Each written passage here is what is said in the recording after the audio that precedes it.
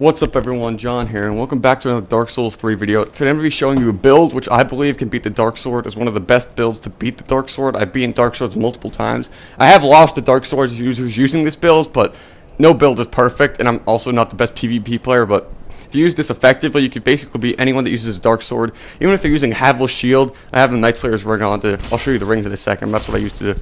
And get rid of that. And it kind of has an unpredictable move style. As you can see, the R1 with the one-handed is normal, but the R2 is a very powerful jab, which a lot of people don't suspect from a greatsword. And then the R2, when you're two-handing it, it sends them up in the air flying if you hold it down long enough. And if you don't, if you just tap it, then you can hit a lot of people even when they're rolling. Same with the R1 for this weapon, just like most greatswords. And the L2 stand, when you tap L2 and R2, that's very powerful. It does like 1,100 damage almost, depending on how much, sometimes it only does 800 if they have very good armor, but if they have less, like most Dark Sword users just have pretty crappy armor, then it just does like 1,100 damage. It could kill them in one hit. And it'll knock their shield away. If they have a shield, the L2, R2 will completely take away their stamina, especially because you have the Night Slayer ring on. And the other weapon I like using is the Black Knight Great Axe. I don't use it as much because it is a lot slower, especially when two-handing it. The R1 is kind of slow, but it does keep them in place. Like if you hit the Dark Sword user once and you hit him again, that's almost 700 damage, but you have to get them there, and they could roll a lot. Then I like the Dragon Slayer Great Axe as my second weapon because it's very powerful. I don't carry all three of these at one time because I'd be way over encumbered, so I just carry usually the Black Knight Greatsword. That's what all the clips are going to be. And for the parrying weapon, I'm using the Castus because it is one of the fastest parrying weapons in the game.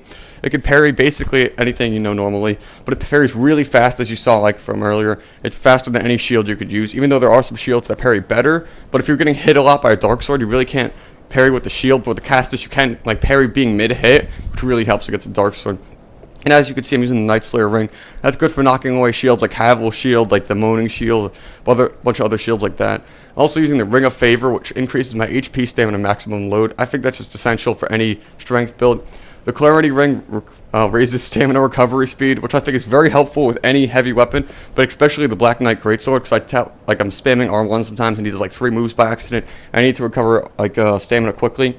The Hornet's Ring is the most essential if you're going to parry locks. When you parry, it does a lot more damage to them. You get 3 hits in instead of 2, which can literally kill someone in one go. If they have full health and you parry them, use the Hornet's Ring. You'll see on this guy how much health it takes out. Now this guy actually isn't using a Dark Sword. He's using an Ithral Straight Sword, which is the same thing, but it actually does more damage now, I think, after the patch. So after they patch the Dark Sword, not a lot of people are using it. And as you can see, even when that guy was rolling, the R1 with this weapon still was able to hit him. And he is a Pyromancer. That's very common with Dark Sword users. They're or Ithral Straight Sword too. And I just screwed up right there. I did a nice parry, but I didn't walk close enough to him to get the R1.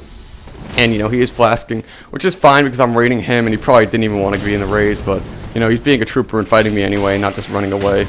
So I'll give him that. But then as you can see, the Hornet Ring, I do 600 damage at first, and the next hit only does 290, but it would have done upwards of 800, 900 damage that third hit, which could completely take out someone's health bar if they have low armor like this guy right here. I forget if I parried this person or not, but pretty sure I just smacked their shield away. As you can see, I'm not really fighting actual Dark Swords. I'm just fighting people with classes like the Dark Sword, because the Dark Sword is a lot harder to come by, but I did come by people using the Dark Sword and another sword. And as you can see, this person, the Dark Sword people are pretty newbie. They have their parry shields, but they have no idea that if you're two-handing it, you can't parry it.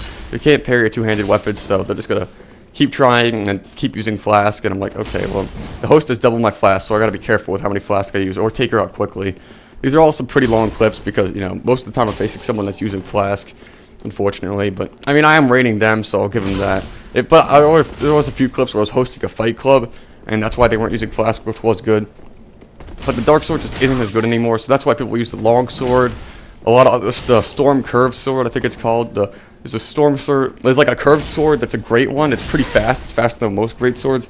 That one too. They can all be parried. Even when two-handed, I think the Great Sword can be parried because it's not an Ultra Great Sword. And a lot of the time, you can see these people have no stamina. She's got a Dark Sword, but I hit her once and it takes away. That's just the Night Slayer ring. It just knocks away their shield instantly. I wasn't expecting it in a lot of the clips. I would just knock away their shield, and I wouldn't go up on it. Not saying I'm the best PvP player, but I feel I got a pretty good build here for beating the Dark Sword. This guy switched from Dark Sword to Katana, which the Katana could be just as annoying, even a bit faster.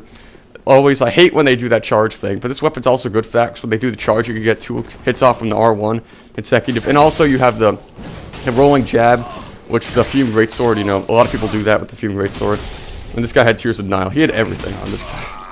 That's kind of what you expect. That was just my phantom friend. I don't know what he was doing there. I didn't tell him to come in, but we usually just don't gank people, so I don't know why he did that. But, like, I don't really know what to say other than that. This is probably one of the best builds. I mean, unless you want to go really cheap and use Havel Shield yourself and like the Fume Greatsword, you could do that, yeah, but it's annoying and the fights last like 20 minutes then. This is kind of a shorter way to kill people. Even though you can see I almost lose to some people using the Greatsword and Pyromancer. This person was pretty good.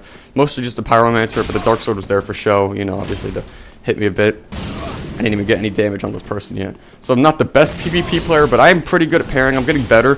I used to be awful, but then I started using the Castus and actually helped out a lot. So if you're not good at pairing, start using the Castus and practice on the people at the very beginning at the high wall, because those people are pretty easy to parry and they don't do a lot of damage to you, so I feel like that's the best place to start. I still do it there because I only have the high wall unlocked in New Game Plus, so I can call in Phantoms, do fight clubs and stuff. And if you guys will have any questions about parrying, like if you're not very good at it and you just want to know what's the best parrying weapon and stuff like that, I could do a parrying video like for beginners. I don't really know because I'm not the best. I'm definitely not a pro parrier. Like I've seen people that have only parried Champion Guarder to beat him. Like they only parried him the entire match. They didn't even get hit. I couldn't do that, but I feel I'm pretty good at parrying myself, especially with the Castus. Also, if you want to get better at parrying, do like fist fights with your friend, because if you only use fist, you can parry each other's fist and stuff. That's also very fun though, because like, you know, the fights last a while. It's just fun to do that. As you can see, even this guy with this small armor still using this isn't like, this is what I mean by the curved sword. It's almost worse than the dark sword now because it's pretty fast. You could swing it a lot of times and it does a lot of damage, especially buffed like that. But the R2 move is too OP. Like you can't really dodge it. I mean, you can if you're really far away, but if they try to roll past you and you do that R2 move, you just smack them away.